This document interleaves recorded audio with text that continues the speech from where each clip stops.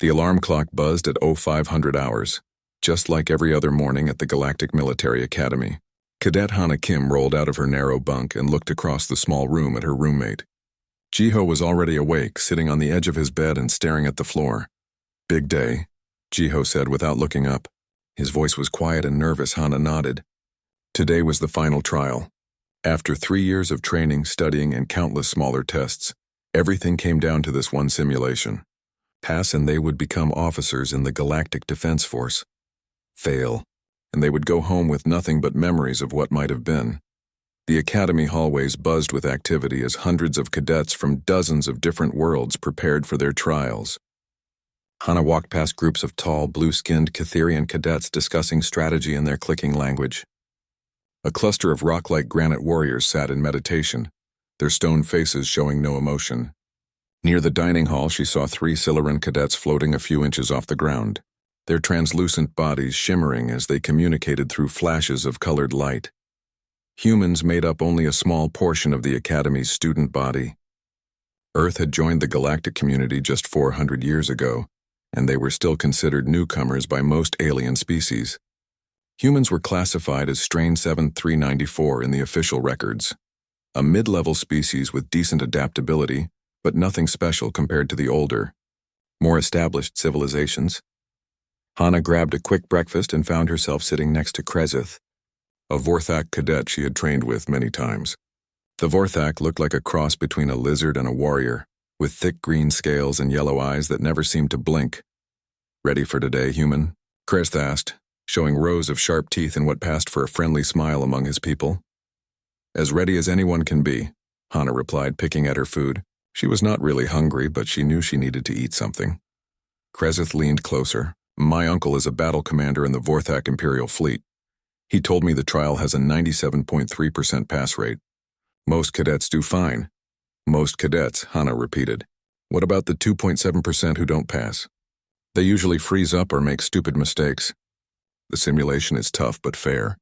It tests everything we have learned: tactics, leadership, quick thinking under pressure." Krezith's yellow eyes studied her face. "You humans do well in these tests. Your minds work differently than ours. More chaotic. Sometimes that helps." After breakfast, Hana went to the preparation room with the other cadets scheduled for morning trials. A tall Catherian instructor with midnight blue scales stood at the front of the room. This was Director Tavon, the Academy's head administrator. He had run thousands of these trials over his long career. "Cadets," Director Tavon's voice rumbled like distant thunder, "you are about to face the most advanced training simulation in known space. The assessment chamber uses precursor technology that is older than most of our civilizations. It will test not just your knowledge, but your ability to think, adapt, and lead under extreme pressure." He gestured toward a door that led to the testing chambers. "The trial is simple in concept. You will command a small fleet against overwhelming enemy forces. Your goal is not necessarily to win, though that is possible, but to demonstrate the qualities of a good officer. The system will evaluate your decisions, your leadership style, and your ability to think creatively when faced with impossible odds." One of the Siluran cadets raised a delicate, glowing hand. "Director, how long does the simulation typically last?" "Between 30 minutes and 2 hours, depending on your choices and performance. The system adapts to each candidate." Tavon's dark eyes swept across the room.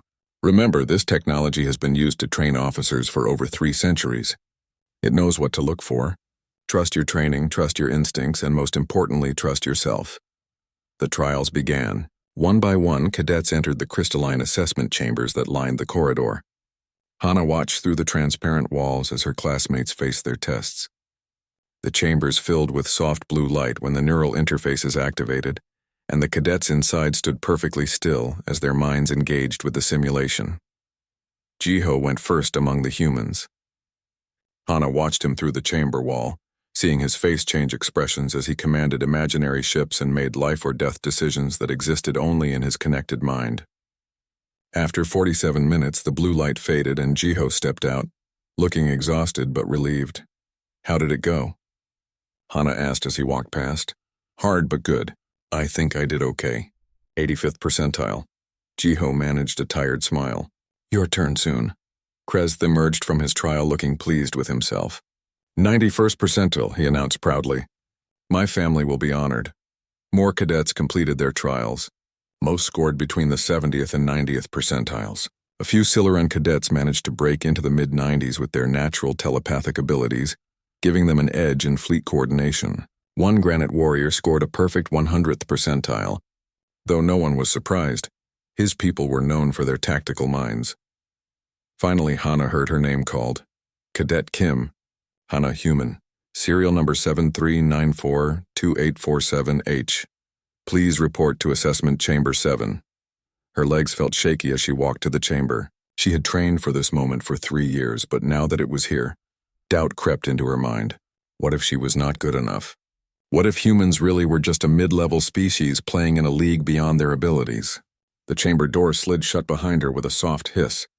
The walls were made of some kind of crystal that seemed to glow with its own inner light. In the center of the small room stood a single chair, with what looked like a metal headband connected to it by glowing cables. Please be seated, Cadet Kim, a voice said from speakers hidden in the walls. The neural interface will activate automatically. Do not be alarmed by any sensations you may experience. The connection is completely safe. Hana sat down and placed the neural interface on her head. For a moment, nothing happened. Then the world dissolved. She found herself standing on the bridge of a warship, looking out at the stars through a massive viewing screen. Around her, alien crew members worked at control stations, their faces tense with concentration. A holographic display in front of her showed the tactical situation. Her small fleet of 5 ships faced an enemy force of nearly 20 vessels. Admiral, one of the crew members said.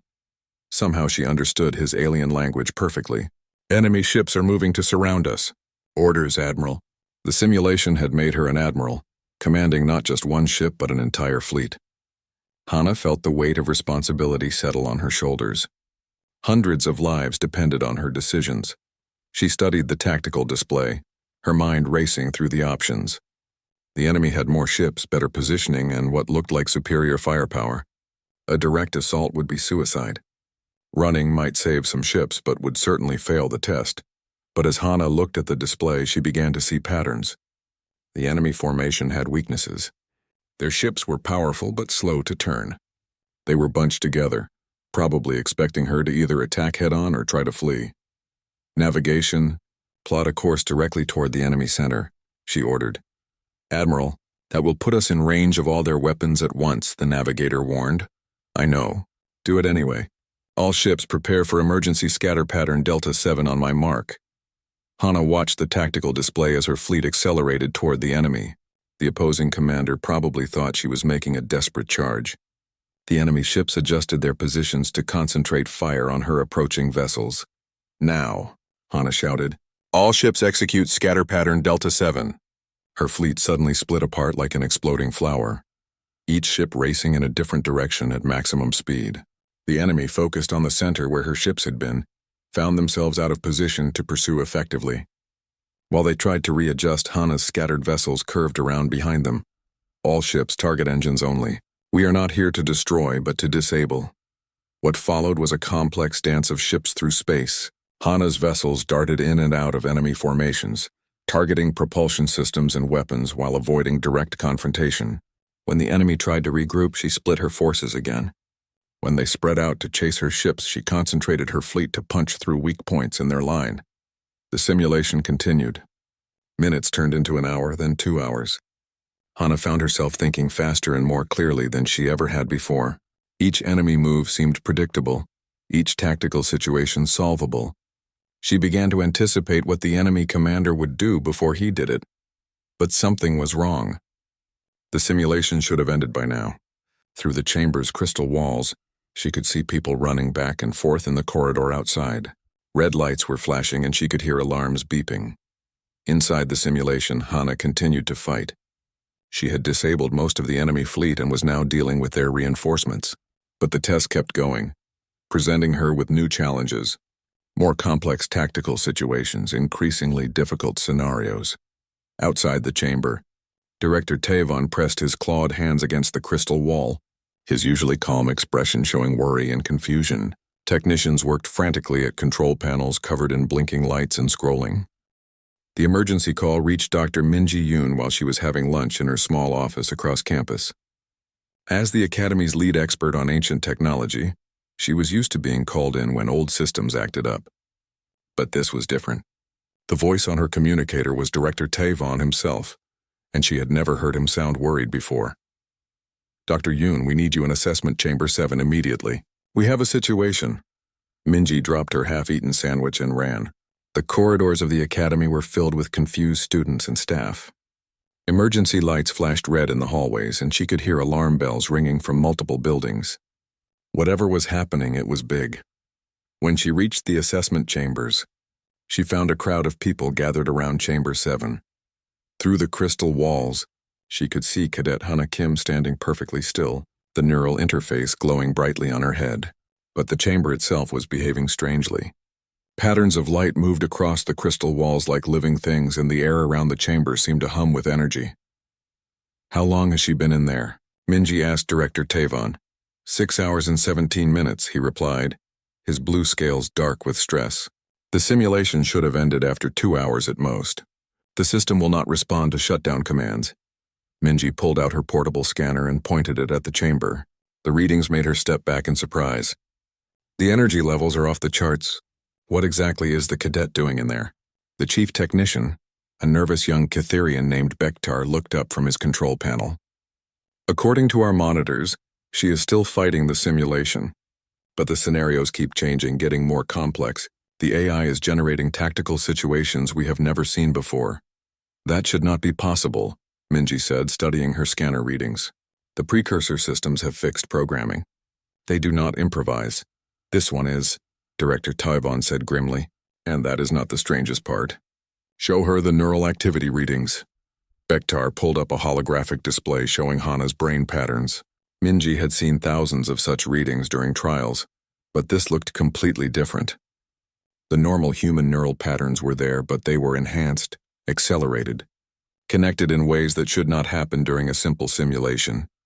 It is like her brain is interfacing directly with the precursor AI, Bektar explained, not just receiving the simulation but actually communicating with it. We think the system is learning from her. Minji felt a chill run down her spine. Learning what? We do not know. But 30 minutes ago, the system activated something called the Origin Assessment Protocol. The words hit Minji like a physical blow.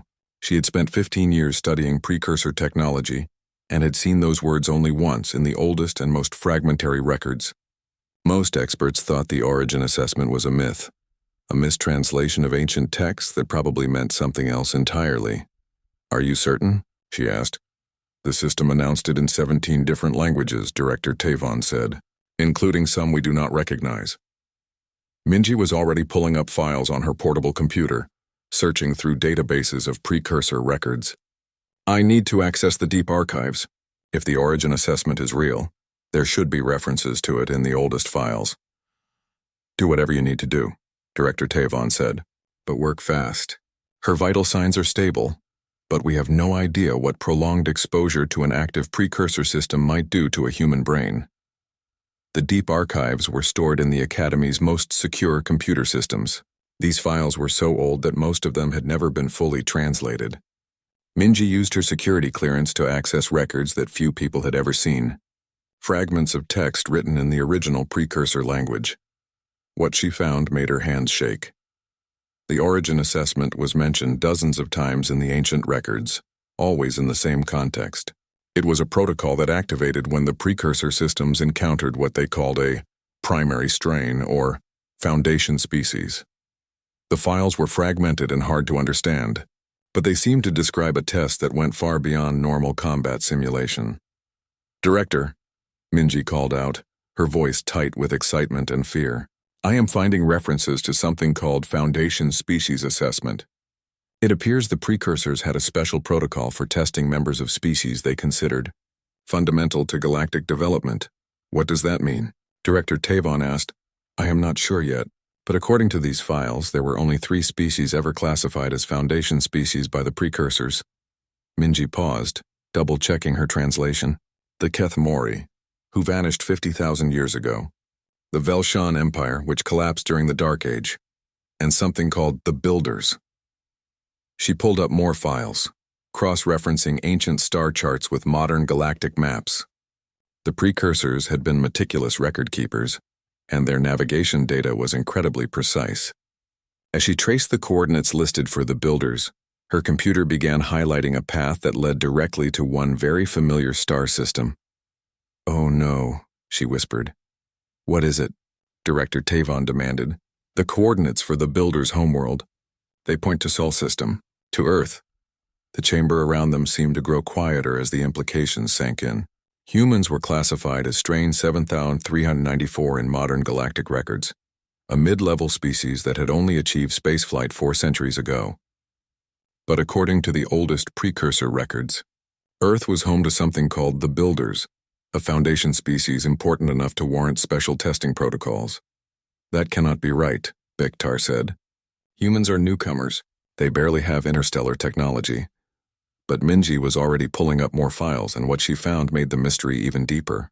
In the precursor language, the Builders were also referred to by another name, Origin Terra. Terra was indeed an old human word for Earth, used in their ancient languages before they joined the galactic community. But seeing it written in precursor text files that were tens of thousands of years old was impossible. Unless, Director, "I need to see the complete historical records for human space exploration," Minji said urgently. "Official first contact reports, archaeological surveys of human colonies. Everything." Director Tavon activated his personal communicator and began calling up files from the Academy's historical database. As they read through the reports, a strange pattern emerged. On world after world that humans had colonized, there were ruins. Ancient ruins that predated human colonization by thousands of years, but which showed architectural patterns that were oddly familiar to human designers. "Look at this," Minji said, pointing to a survey report from New Sol, one of the oldest human colonies. The archaeologists found geometric patterns carved into rock formations. They assumed they were made by some extinct alien species, but look at the mathematical principles behind the designs. She pulled up the mathematical analysis and compared it to known human engineering techniques. The patterns were not just similar to human work. They were identical to principles that human engineers used instinctively, as if they were rediscovering something their ancestors had once known. "There are similar findings on 12 other human worlds," Director Tavon said, reading through more reports. "Ancient ruins that seem to match human design principles, but which are far older than human civilization." Inside the assessment chamber, new lights began flashing. The crystal wall showed patterns that seemed to shift and flow like living things. Hana remained motionless, but her neural activity readings were showing spikes unlike anything they had ever recorded. "Something is happening," Bektar announced. "The system is accessing archives we did not even know existed. Files are opening that have been sealed for, according to this, for over 50,000 years." On the main display screen, ancient precursor text began scrolling past, far too fast for anyone to read. But the computer's translation system was working frantically, turning the alien symbols into words that made Minji's blood run cold. "Military engagement reports," she read aloud. "Battle analysis files. Strategic assessments of something called the Terra conflict. The Terra conflict. A war between the precursors and something from Earth. But that was impossible. 50,000 years ago, humans were barely using stone tools, let alone fighting interstellar wars." "Keep reading," Director Tavon ordered. The files painted a picture that challenged everything they thought they knew about galactic history. The precursors, the ancient race that had left behind the technology that still powered much of galactic civilization, had not simply vanished mysteriously as every textbook claimed. They had been defeated in a war against Earth. The reports described a species from Origin Terra that possessed abilities the precursors found disturbing. Not superior technology, but something else, an ability to adapt and learn at a rate that seemed almost supernatural. The report spoke of human commanders who could predict precursor tactics before they were implemented. Human engineers who could reverse engineer captured technology within days. Human soldiers who seemed to evolve their fighting techniques in the middle of battles. "This describes a 300-year conflict," Minji said, her voice barely above a whisper. "The precursors fought humans for 3 centuries. And according to these final reports, the messages started arriving 15 minutes after the first precursor broadcast. Emergency communications from every corner of human space flooded the Academy's quantum relays. Colony worlds reported strange activations at archaeological sites. Space stations detected energy readings from ancient ruins that had been dormant for thousands of years. Even Earth itself was experiencing unexplained phenomena. Dr. Minji Yoon worked through the night with her translation programs, trying to make sense of the flood of precursor data that was now accessible. Files that had been locked away for millennia were opening themselves, revealing records of a conflict so massive it had reshaped the entire galaxy. Director Tavon, "You need to see this," she called out as dawn light began filtering through the Academy's windows. The alien administrator looked exhausted, his blue scales pale from stress and lack of sleep. "What have you found?" he asked, settling his large frame into a chair beside her workstation. Minji gestured to the holographic display floating above her desk. Ancient precursor text scrolled past, with real-time translations appearing alongside the original symbols. "This is a complete military analysis of what they called the Terra War. It is not just fragments anymore. The system is giving me access to the full records." She manipulated the display, highlighting specific sections. According to this, the war lasted exactly 297 standard years. It began when the precursors encountered human ships in what we now call the Outer Rim territories. The precursors expected easy conquest of what they thought was a primitive species. But that was 50,000 years ago, Director Tavon said. Humans were not even using metal tools then. "That is what our history books say," Minji agreed. "But these precursor records tell a very different story. According to their reports, humans had achieved interstellar travel and had already colonized dozens of worlds by the time first contact occurred." She pulled up tactical analyses and battle reports. The precursor military minds had been thorough in documenting their enemies' capabilities, and what they recorded was disturbing. Human ships were described as technically inferior, but tactically unpredictable. Human commanders made decisions that violated every established principle of warfare. Yet somehow those decisions worked. "Look at this battle report from the Kepler Nebula engagement," Minji said, highlighting a section of text. The precursor commander notes that human forces divided their fleet in the face of superior numbers, which should have resulted in easy defeat. Instead, the human admiral used the nebula's gas clouds to mask ship movements and created false sensor readings that made their small force appear to be attacking from 6 different directions simultaneously, Director. Tavon studied the tactical diagrams with the eye of someone who had commanded ships in battle. "That is brilliant, but it should not have worked. The precursors had superior sensors, better weapons, more ships." "That is exactly what puzzled them," Minji said. Every engagement followed the same pattern. The precursors would analyze human tactics, develop counters, and then discover that humans had already adapted to the counters before they were even implemented. It was as if humans could predict what the precursors would do. She pulled up another file, this one marked with symbols that indicated extreme importance in precursor record-keeping. "This is a psychological analysis written by their top military scientists after the first 100 years of war. They were trying to understand how humans thought." The translation appeared on screen, and both Minji and Director Tavon read it in silence. "The Terra species exhibits cognitive patterns unlike any previously encountered.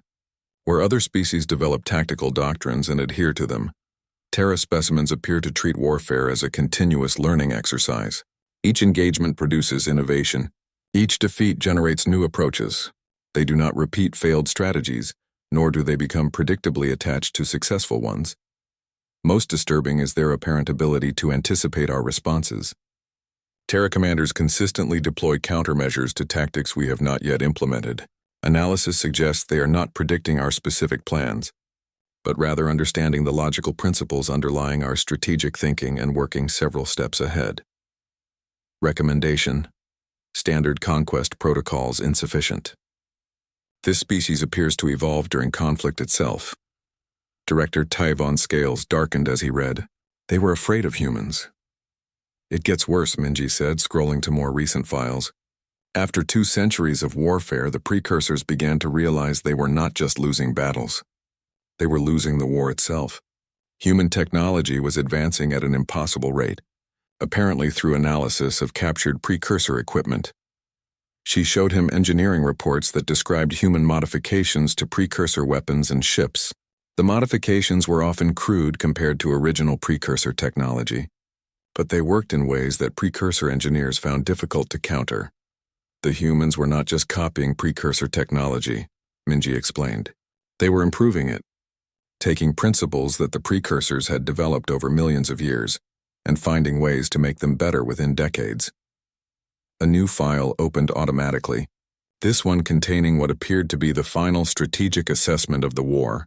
The precursor Supreme Commander had written a personal report to their ruling council, and the translation made Director Tavon lean back in his chair with shock. Strategic summary, final assessment of Terra conflict.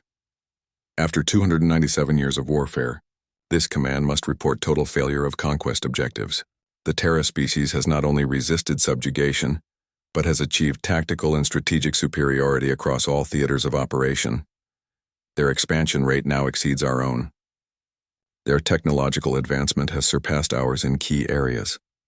Most critically, they have demonstrated the ability to coordinate military actions across distances that should make such coordination impossible, suggesting capabilities we do not understand. The Terra species fights as if it possesses perfect information about our dispositions and intentions. Our most secure communications appear to be compromised, though we cannot determine how. Our battle plans are countered before they are implemented. Our technological advantages are neutralized within months of deployment. This command believes the Terra species represents an existential threat not only to the precursor empire, but to the established order of galactic civilization. They do not fight to conquer territory or resources. They fight to grow stronger. Every battle makes them more dangerous than they were before. Recommendation: immediate withdrawal from all contested systems. Initiate Exile Protocol 7. If the Terra species cannot be defeated, they must be contained through alternative methods. Exile Protocol 7, Director Tavon repeated. What was that? Minji was already searching for references to the protocol. What she found made her face go pale. It was not military action. It was something else entirely. According to these files, the precursors developed a way to erase human civilization without destroying the human species. She pulled up technical specifications that were so complex, they made her head hurt just looking at them. They used some kind of quantum field manipulation to disrupt human memory engrams on a species-wide scale. Not just individual memories, but cultural knowledge, technological understanding, even instinctive behaviors that had been passed down through generations. They erased human history, Director Tavon said, understanding dawning in his yellow eyes. More than that, they erased human potential. According to this, they scattered human populations across dozens of worlds, broke up their civilization, and suppressed their technological capabilities. The humans who survived had no memory of their achievements, their wars, or their true nature. Minji found one final file, marked as the ultimate strategic conclusion of the Precursor Council. The translation was brief but chilling. Exile Protocol 7 implementation complete. The Terra species has been reduced to pre-technological status and scattered across 47 systems. Cultural continuity has been broken. Technological knowledge has been suppressed. Memory of their true capabilities has been eliminated. However, genetic analysis suggests that suppression may not be permanent. The Terra species' capacity for rapid evolution appears to be biological rather than cultural. If they are allowed to reunify and regain technological sophistication, they may eventually recover their full potential. Recommendation: permanent withdrawal from known space. If the Terra species ever demonstrate signs of technological awakening on the scale they previously achieved, immediate evacuation of the galactic core is advised. The builders must never be allowed to build again. The room fell silent as the implications sank in. Humans were not newcomers to galactic civilization.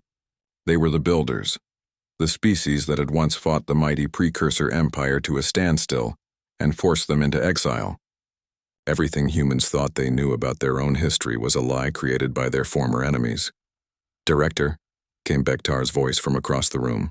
I am receiving reports from human colonies throughout the galaxy. People are remembering things. Ancient knowledge is surfacing. Engineers are understanding technologies they have never seen before.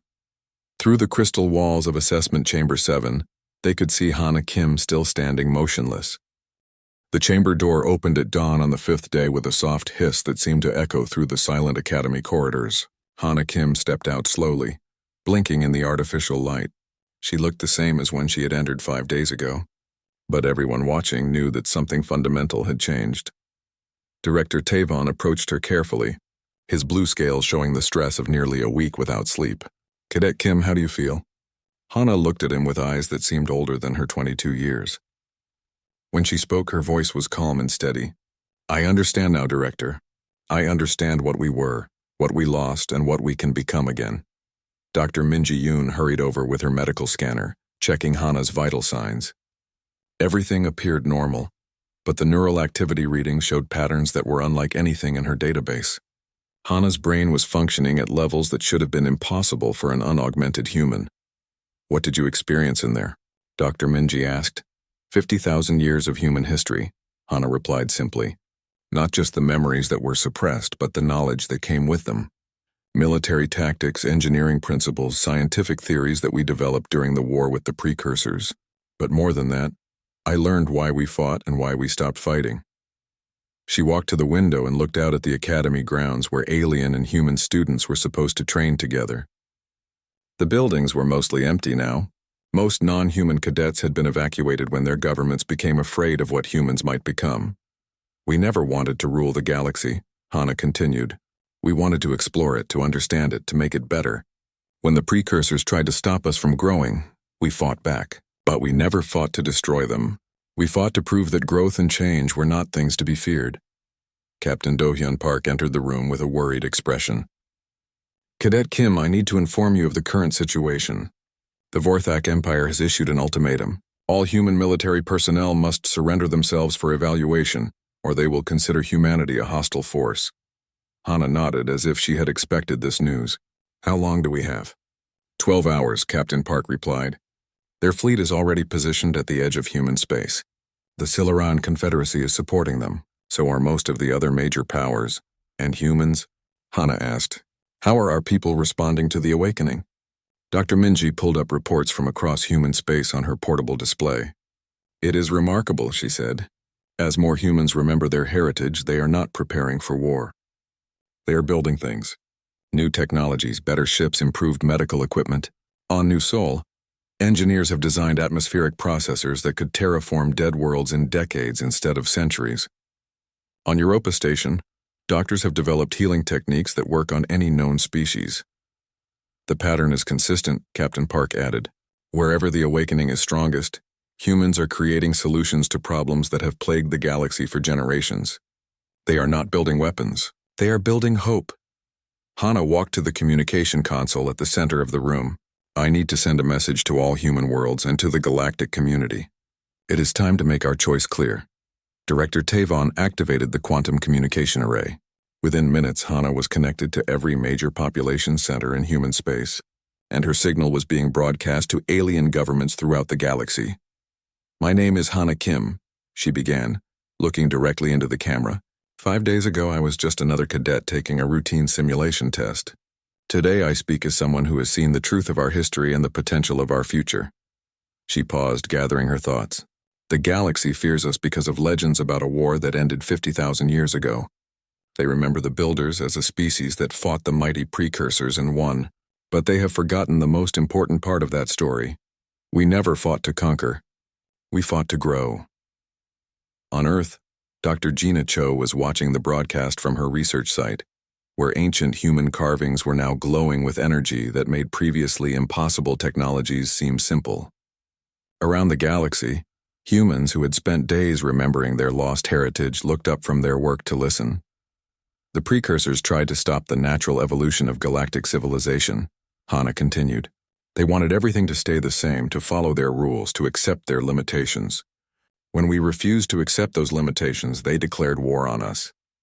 We fought back, not because we wanted to rule, but because we wanted the right to keep growing. In the Vorthak Imperial Fleet, Admiral Korthvak watched the broadcast with growing confusion. This was not the declaration of war he had expected from a species that had once forced the precursors into exile. Today we face the same choice our ancestors faced, Hana said. We can use our recovered abilities to dominate others, or we can use them to lift everyone up. We can rebuild the weapons that once defeated the precursors, or we can build something better. She gestured to display screens showing reports from across human space. Look at what humans are building right now. Medical techniques that can heal injuries for any species, engineering solutions that make space travel safer for everyone, agricultural methods that could end hunger on 100 worlds. We are not preparing for conquest. We are preparing to help. The broadcast was being translated into dozens of languages and transmitted throughout the galaxy. On Solaran ships, the crystalline beings began to pulse with colors that indicated confusion and reconsideration. Among the Granite Confederation, the rock-like warriors began to question whether their defensive preparations were necessary.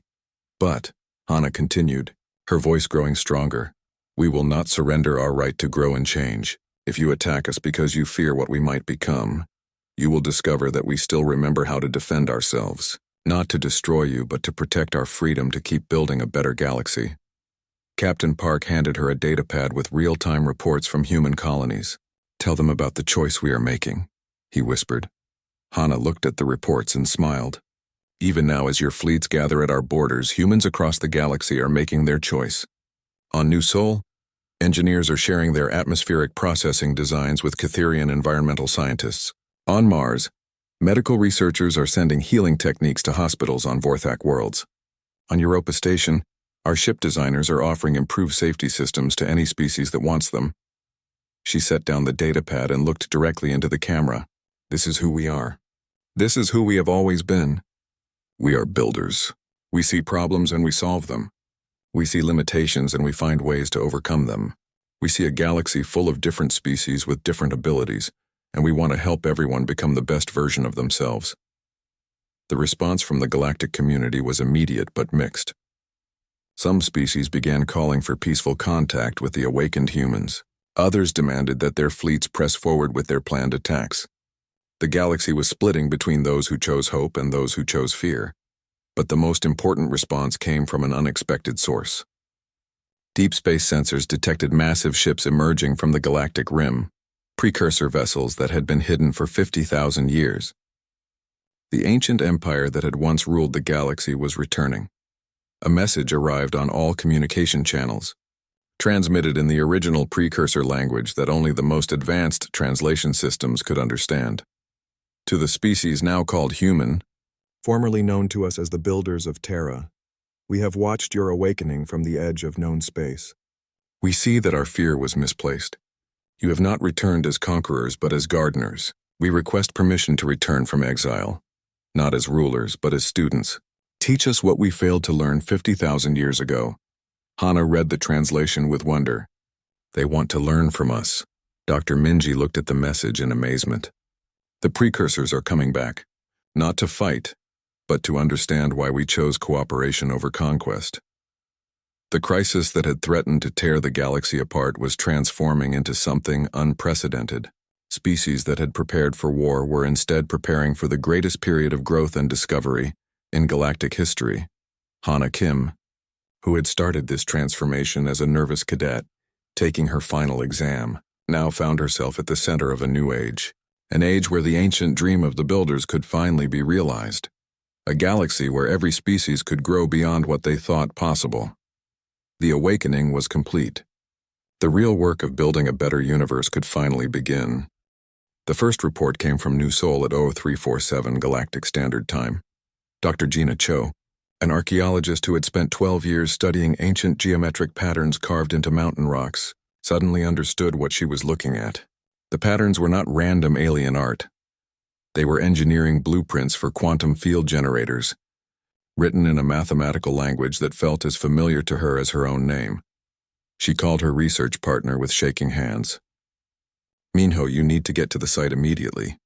I know what these carvings mean. I know how to build what they describe. Similar calls were happening across human space. On Europa Station, engineer Minho Lee stared at a piece of precursor technology he had been trying to repair for months. Suddenly, the alien device made perfect sense.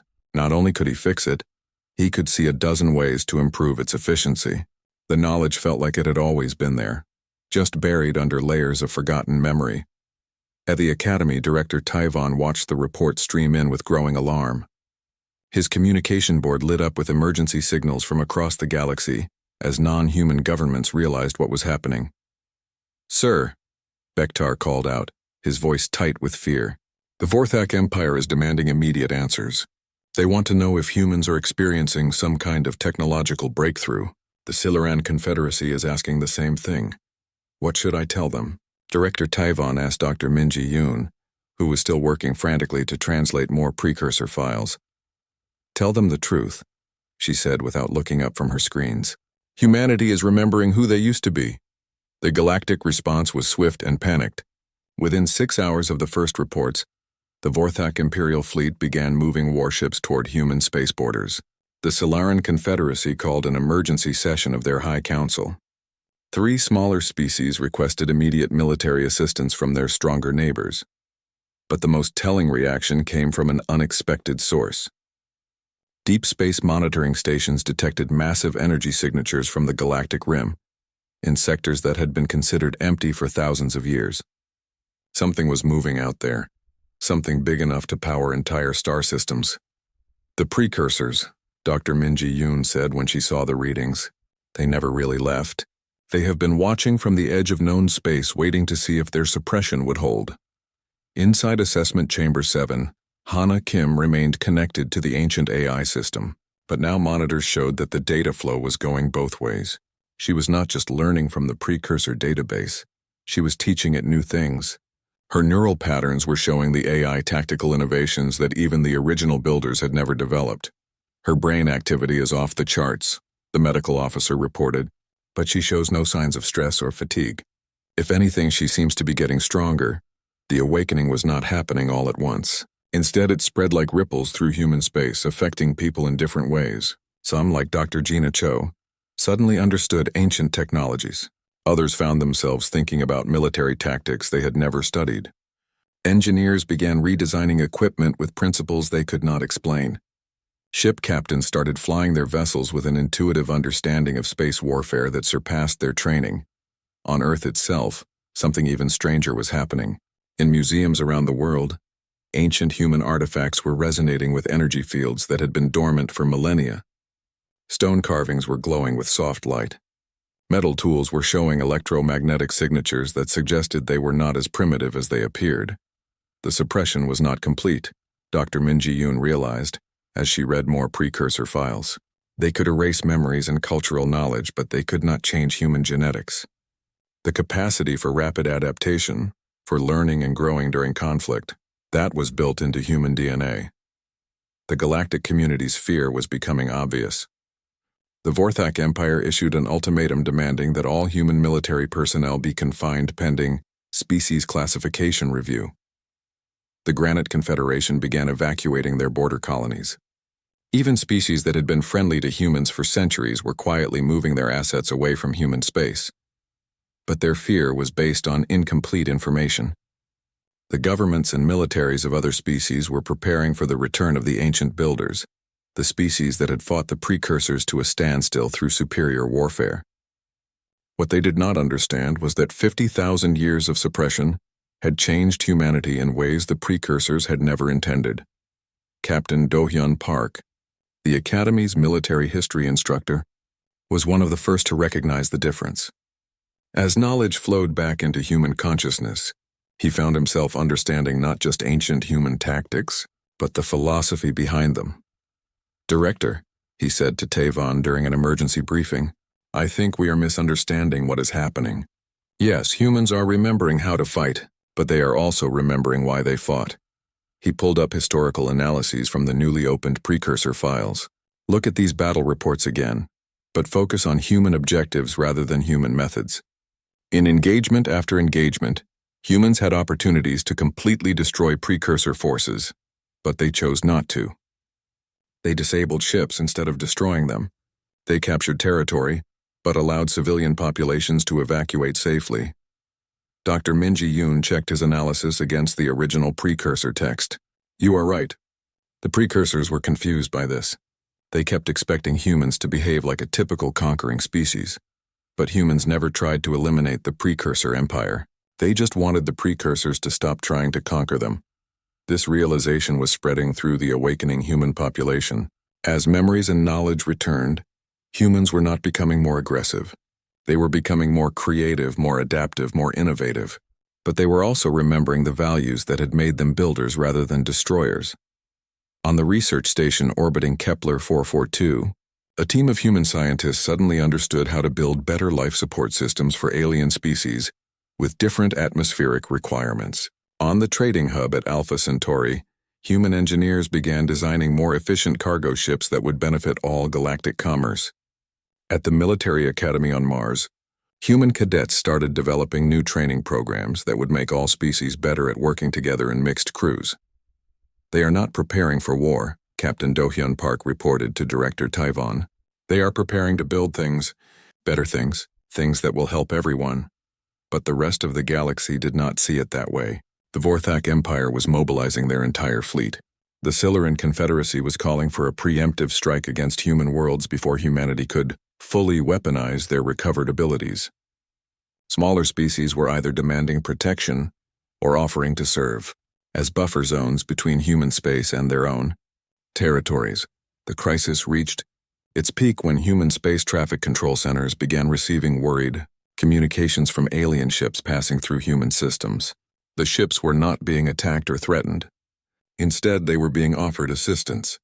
Human vessels were approaching alien ships with offers to help repair damaged systems, to provide navigation assistance, or simply to share supplies. "They are trying to help," one confused Vorthak captain reported to his fleet commander. "The human ship detected a problem with our environmental systems that we did not even know we had. They fixed it and refused payment. I do not understand their motivation." This was happening throughout human space. As humans remembered their true capabilities, they were using those capabilities not to threaten others, but to solve problems. The awakening was revealing that the builders had been called builders for a reason. They built things. They made things better. They took what existed and improved it. But the galaxy was too afraid to recognize this pattern. 50,000 years of living with the legend of the species that had defeated the mighty precursors had created a fear that reason could not overcome. Military fleets were gathering at the borders of human space. Evacuation plans were being activated. Some species were even discussing abandoning entire sectors of the galaxy. Inside Assessment Chamber 7, the ancient precursor AI was learning the same lesson its creators had learned 50 millennia ago. Humans did not fight to conquer. They fought to grow, and when they were not forced to fight, they built things that made everyone stronger. The system began broadcasting a new message, this time directed not just to human worlds but to every government in the galaxy. Analysis complete. Species classification updated. Threat level minimal. Recommendation: engagement protocols revised. The builders do not destroy. They build. Cooperation advised. But it was too late to calm galactic fears with a simple message. Fleets were already moving. Ultimatums had been issued, and the galaxy was preparing for a war that humans had no intention of fighting. The question was whether humanity would be forced to remember not just how to build, but how to defend what they had built.